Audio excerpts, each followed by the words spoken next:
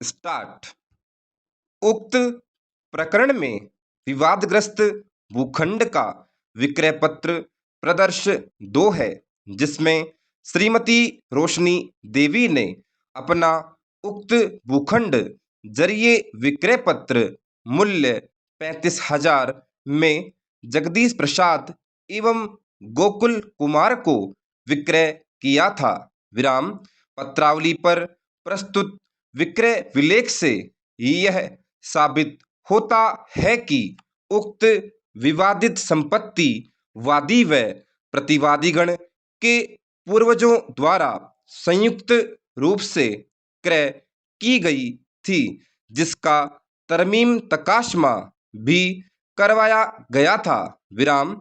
इस संबंध में संपत्ति अंतरण अधिनियम की धारा 34 का अवलोकन करें तो विधि में यह प्रावधान किया गया है कि जहां की संपत्ति के अंतरण से सृष्ट किसी हित का किसी व्यक्ति द्वारा उपभोग किए जाने से पहले पूर्ति की जाने वाली शर्त में संक्रांत हो जाना है तो विनिर्दिष्ट समय के भीतर ऐसा कार्य किसी व्यक्ति के कपट द्वारा किया जाएगा, चाहे वह अंतरण आनुग्रहिक है या जहां अंतरक निर्वाचन से पहले मर गया है या नवीन अंतरण करने के लिए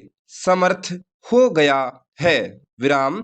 ऐसी स्थिति में निषेधाज्ञा की राहत तब तक नहीं दी जा सकती जब तक वादी ने अनुबंध के अपने हिस्से को पूरा करने के लिए अपनी तत्परता और इच्छा नहीं दिखाई हो, लेकिन बिक्री के समझौते के विशिष्ट प्रदर्शन के लिए अंतरिम निषेधाज्ञा दी जा सकती है। विराम। पैरा।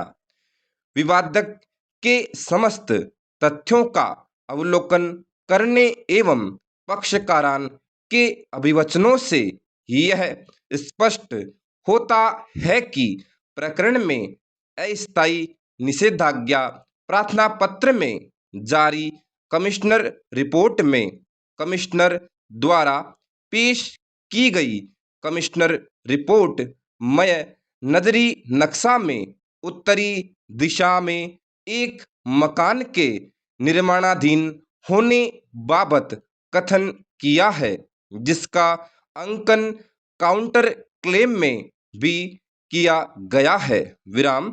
वादी द्वारा भूमि पर अतिक्रमण किए जाने की साक्ष्य प्रदत्त की है, परंतु प्रतिवादीगण ने उक्त भूमि को अपने पूर्वजों की एवं सुखाधिकार की संपत्ति होना बताया है, लेकिन सुखाधिकार कैसे एवं कहां से प्राप्त हुआ इस संबंध में कोई साक्ष्य नहीं दी है।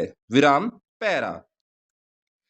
विवादक संख्या 2 का मुख्य बिंदु यह है कि आया की घोषणा व कब्जे के अनुतोष के अभाव में वाद चलने योग्य नहीं है। विराम। उक्त विवादक को साबित करने का भार प्रतिवादीगण पर था। प्रतिवादीगण ने अपने शपथ पत्र में विवादग्रस्त भूखंड पर अपना स्वामित्व व कब्जा होने बाबत कथन किया है कि उक्त प्लॉट उनके पिता मोहन राम ने रोशनी देवी से खरीदा था तथा स्वयं के खर्चे से उसमें गेट लगवाया तथा इसमें ज्वाला प्रसाद का कभी आधा हिस्सा नहीं रहा। विराम।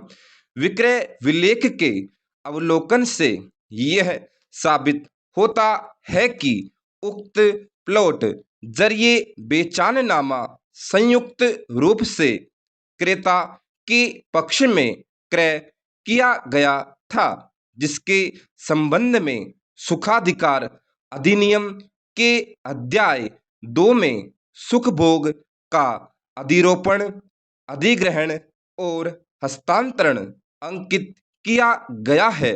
जो विधि के आलोच्य में यह प्रतिपादित करता है कि कोई बात तब तक व्यवधान नहीं है जब तक कि उस संपत्ति के स्वामी या अधिभोगी के साथ किसी करार के अनुसरण में भूमि ली गई हो, लेकिन उक्त प्रकरण में वादी द्वारा अनुसेवक रहते हुए समानुपातिक सुखभोग का उपभोग किया गया है। विराम, वादी को अनुतोष के संबंध में पूर्वोक्त कहा गया है कि प्रमुख या अधीनस्थ विरासत की सीमा में किसी भी परिवर्तन से कोई सुखाधिकार प्रभावित नहीं होता है। विराम, स्टॉप।